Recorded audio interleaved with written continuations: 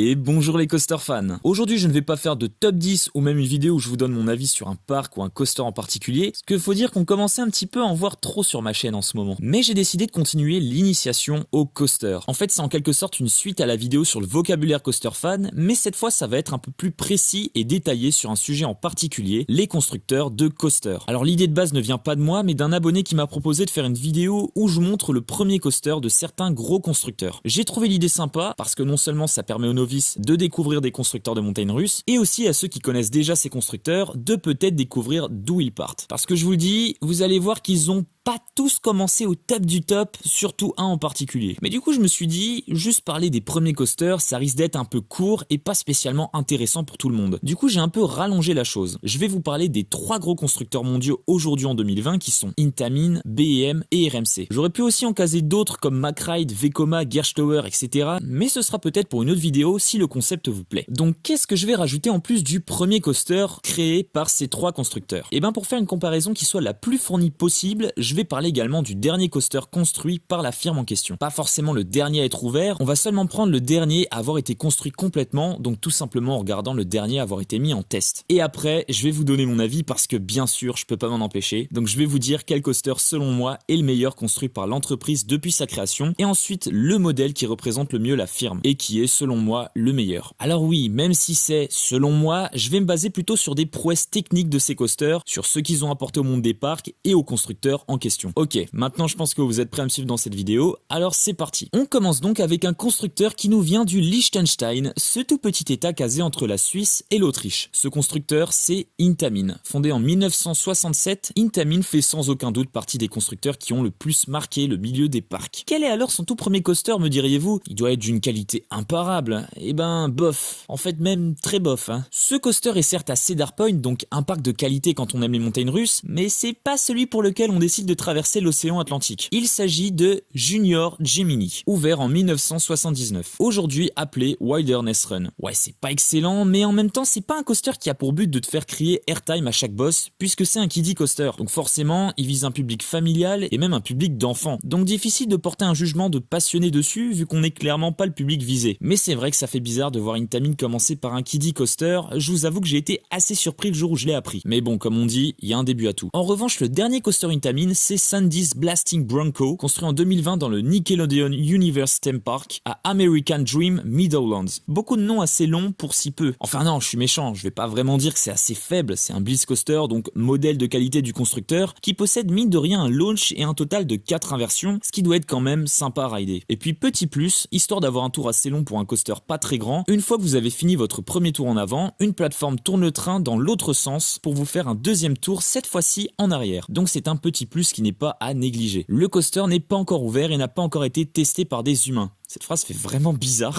Bref, en gros, personne l'a encore fait. Mais il est bien fini et bien en test. Maintenant, quel est le meilleur coaster de la firme selon moi? Eh bien, je vous dirais qu'il s'agit de King Daka à Six Flags Great Adventure. Certes, le parcours n'est vraiment pas long, mais c'est une prouesse technique faite par Intamin. Et oui, c'est bien le plus haut coaster du monde avec ses 139 mètres de haut, et même s'il n'est pas le plus rapide ou celui avec l'accélération la plus puissante au monde, ça reste quand même du gros calibre dans sa catégorie avec une vitesse de pointe à 206 km/h et un pic de 5G. Et pour finir, le meilleur modèle Intamin est sans aucun doute le Blitz Coaster. Combien de gros coasters mondiaux aujourd'hui sont des Blitz Coasters? Clairement, beaucoup. Taron à Phantasialand, Taiga à Linanmeki, Maverick à Cedar Point, High Speed à Mirabilandia, et en plus il va y en avoir encore plein d'autres dans les années à venir, notamment au parc Astérix. Donc clairement, pas besoin de tergiverser longtemps pour remarquer que c'est bien le modèle de chez Intamin. Maintenant, passons à un constructeur qui certes lui n'innove pas énormément ces derniers temps, mais qui a clairement posé bien fort son empreinte dans le milieu des parcs et des coasters. C'est BEM, de son nom complet Bolliger & Mabillard, une société suisse fondée en 1987. BEM est sans aucun doute considéré comme le constructeur fiable. C'est robuste, efficace, toujours d'une fluidité impeccable, c'est le boss bien installé et qui se foule pas trop en ce moment. Mais bon, vu son efficacité, il a bien le droit de pas trop innover. Enfin, du moins pour l'instant. Et donc le premier coaster BEM, c'est Firebird à Six Flags America. Alors ce coaster a eu pas mal de changements. Déjà au départ, il était à son ouverture en 1990, une montagne russe du premier modèle BEM, à savoir un stand-up coaster, donc les montagnes russes debout dans le parc Six Flags Great America, sous le nom d'Iron Wolf, pour finalement être délocalisé à Six Flags America en 2012 sous le nom d'Apocalypse, et de devenir en 2019 un floorless coaster, c'est-à-dire une montagne russe sans sol, pour proposer une expérience plus confortable, avec son nom actuel de Firebird. Donc même si ce coaster n'a pas un layout vraiment fou, et même plutôt mou, il reste quand même une montagne russe remplie d'histoire. Maintenant, le dernier coaster construit par BM, c'est Candymonium à Hershey Park, du modèle Hyper Coaster. Le coaster est en théorie censé ouvrir en 2020, et c'est le dernier coaster de chez BM à avoir fait ses tests, puisqu'ils ont commencé début mai 2020. J'ai pas spécialement grand chose à dire sur ce coaster, si ce n'est qu'il a l'air plutôt efficace, une bonne drop et de bons airtime. Donc je suis assez impatient de voir les retours sur Candymonium une fois qu'il aura ouvert. Mais alors, quel est le coaster BM qui mérite sa place de grand premier du constructeur et d'apparaître en premier plan dans leur vitrine? Sans trop de soucis, c'est Fury 325 à Carowinds qui prend cette place de chef. Le gros giga coaster de chez BM. Immense, bien étalé, avec une forte vitesse, quelques airtime vers la fin du parcours. En fait, je trouve que c'est un très bon mélange de ce que BM sait faire de mieux en termes de montagne russe. Certes, on n'a pas d'inversion, mais on retrouve ce côté imposant, rapide, fluide et majestueux du constructeur. Et puis sincèrement, trouvez-moi un fan de coaster qui n'aime pas Fury 325. Aucun, tout le monde l'adore. C'est bel et bien la réussite de ce constructeur. Pour ce qui est de la réussite en termes de modèle, j'aurais été tenté de vous dire logiquement les hyper et giga coasters. Mais en fait non, je pense que la réussite BM de tous ces modèles, ce sont les inverted coasters. Déjà, il y en a beaucoup, rien qu'aux États-Unis, quasiment tout gros parc qui se respecte possède son hyper coaster BM. Et même en France, le peu de BM qu'on a, ce sont des inverted coasters. C'est assez apprécié en général du public lambda, mais aussi par les passionnés. Et puis c'est assez varié, il y en a pour tous les goûts. On a des inverted qui jouent sur la hauteur, d'autres sont plutôt à ras du sol, certains sont plutôt intenses et d'autres bien légers. Et visuellement, ben ça en jette. Donc ouais, les inverted c'est plutôt réussi pour le constructeur. Et maintenant on termine avec RMC, un constructeur beaucoup plus récent que les deux précédents puisqu'il existe depuis 2001. L'entreprise n'est cette fois pas européenne mais états-unienne, ce qui explique peut-être pourquoi aujourd'hui on en a que 3 en Europe face aux États-Unis qui ne se privent pas d'en ouvrir toute une flopée. Oui, derrière ce ton il y a la pensée d'un fan impatient de voir ce genre de machine plus proche de chez lui et en grande quantité. Et donc quel est le tout premier coaster RMC? Eh ben c'est très récent en fait puisqu'il n'a même pas 10 ans. C'est New Texas Giant,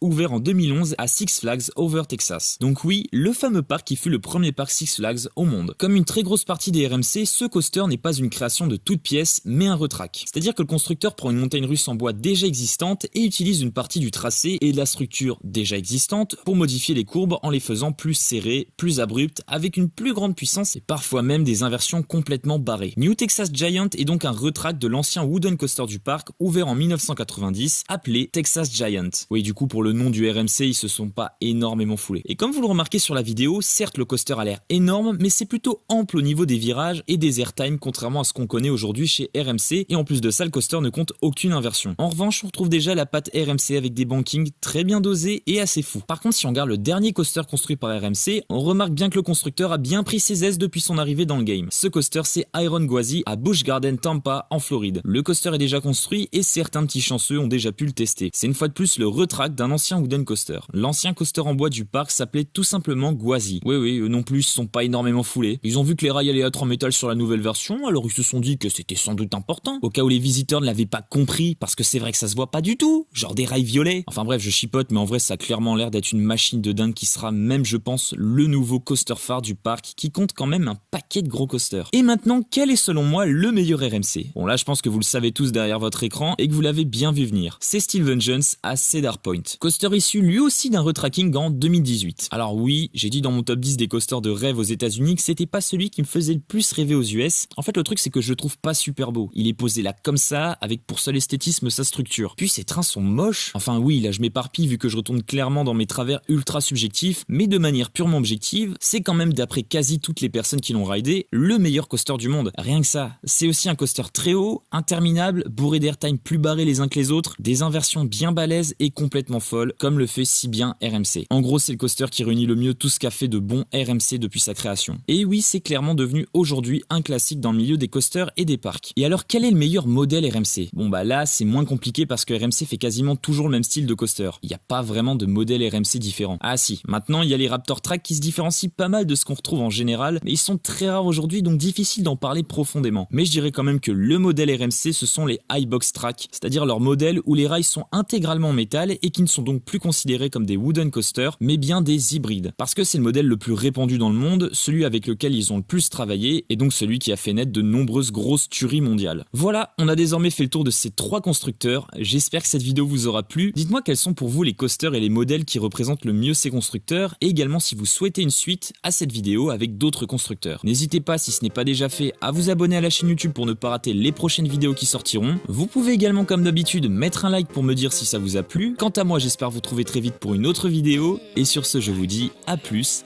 les coaster fans.